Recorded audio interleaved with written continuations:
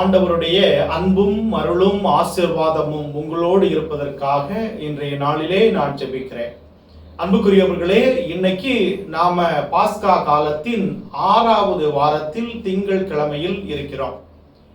இன்றைக்கு நமக்கு கொடுக்கப்பட்டிருக்கின்ற மைய செய்தி என்னன்னா, யோவான் நற்செய்தி 15ஆம் அதிகாரம் 26வது வசனத்திலிருந்து 16ஆம் அதிகாரம் 4வது வசனம் வரை. அன்புக்குரியவர்களே, ஆண்டவர் இன்று நமக்கு அழைப்பு விடுப்பது என்னன்னா, நாம் சாட்சி உள்ளவர்களாக வாழ வேண்டும். ஆண்டவருக்கு சாட்சி உள்ளவர்களாக வாழணும்னா நம்மகிட்ட என்ன இருக்கணும்? தைரியம் இருக்க வேண்டும். அந்த தைரியத்தை கொடுப்பது யார்?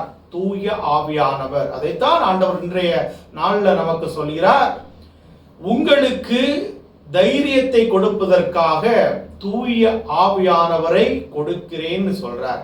இது ஒரு மிகப்பெரிய ஆசீர்வாதம். இன்னைக்கு தைரியம் இல்லாததால எந்த ஒரு காரியத்தையும் தானாக முன்வந்து செய்ய முடியாத மனநிலைக்கு நாம தள்ளப்படுகிறோம்.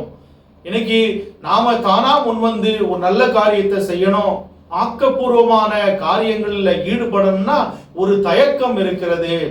என் வாழ்க்கையில முன்னேற முடியாதோ அப்படிங்கிற ஒரு பயம் நம்முடைய உள்ளத்துல இருந்தானா நம்மளால தைரியமாக இருக்க முடியாது. ஆனால் இயேசு சொல்றாரு, இன்னைக்கு தூய ஆவியானவரை உங்களுக்கு நான் கொடுக்கிறேன், அவர் உங்களை தைரியமானவர்களாக மாற்றுவார்னு சொல்லி இருக்கிறார். இந்த தைரியம் நம்மிடம் வேணும். நல்ல காரியத்தை செய்வதற்கு, அன்பை செய்வதற்கு, இரக்கத்தை கொடுப்பதற்கு நம்மகிட்ட என்ன தேவைன்னா இந்த தைரியம். ஆனால் இயேசு தன்னுடைய பிரியாவிடையின் பொழுது அவர் சொல்றாரு, நான் தந்தையிடம் போகிறேன் அப்படின்னு சொன்ன உடனே இவங்க பயந்து போயிடுறாங்க. எப்படி இயேசு இல்லாமல் இருக்க முடியும் என்கின்ற ஒரு குழப்பத்தில் இருக்கின்ற பொழுது இயேசு சொல்றாரு, கவலைப்படாதீங்க, உங்களுக்கு நான் ஆசீர்வாதம் மிகுந்த தூய ஆவியானவரை தருகிறேன்.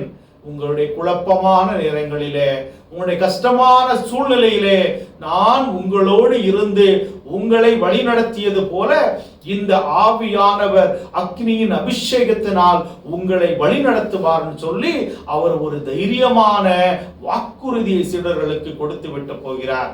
இன்னைக்கு நம்முடைய வாழ்க்கையில பயம், எங்கு பார்த்தாலும் பயம், உறவுகள் நம்மை விட்டு பிரிந்து விடுவார்களோ அப்படிங்கிற பயம்.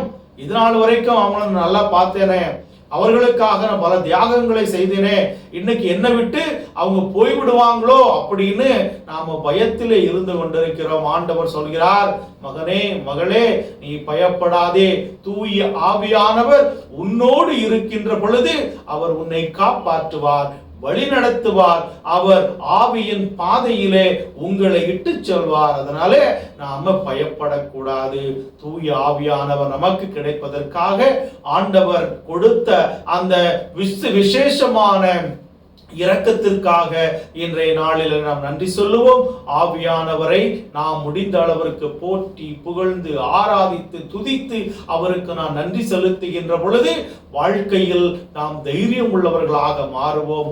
எப்படிப்பட்ட சவால்களையும் சமாளிக்கக்கூடிய ஆற்றல் இந்த ஆவியானவர் நமக்கு தருவார். எனவே ஆவியானவரோடு ஒன்றிணைந்து பயணிக்கின்ற வல்லமையை நாம் இறைவனிடம் கேட்டு இன்றைய நாளுக்காக நன்றி செலுத்தி நாம் ஆண்டவரோடு பயணம் செய்ய நாம் இன்றைய நாளிலே சிறப்பாக ஜெபிப்போம். இறைவன் உங்களை நிறைவாக ஆசீர்வதிப்பாராக. ஆமென்.